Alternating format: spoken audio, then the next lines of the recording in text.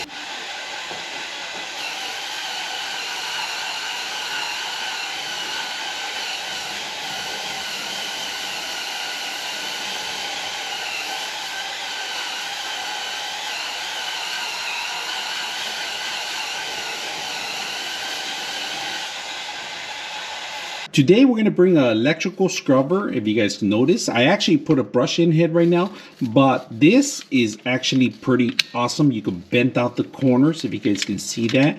Easy to get some sort of scrubbing in the corners. Now, if you want to use this by itself, smaller, you can do that. You can shorten it up, or you can make it expanded large.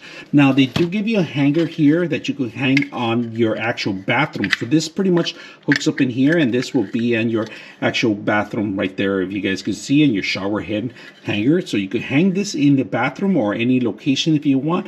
Now, this additional one will last you for many hours, and it gives you a power station so you guys can charge it. And the actual power connection actually expands here. You connect a two-prong connection in here. Very simple. Now, they do give you additional brushes. They give you a fluffy one in here and a concentrated area. This could be used for any bathroom, any outdoors, any area that needs to be a little extra scrubbing, any sinks. Very simple. If you don't want to bend down and scrub some of the areas in the bathroom, very useful, very easy to use. Now, I use this one because this is a pretty much all-round brush, but if you guys notice, it's flattened brush right here, and it takes more of the area. Easy to maneuver. But I like this part where you can actually bend the corners. This is a plus if you want to scrub some areas. And the battery relies on this module here, so when you lock them in, you can lock them in here, and then you could just turn it on. Very simple. Stop it, and then you could just maneuver this straight out by hitting this button here and scrubbing it.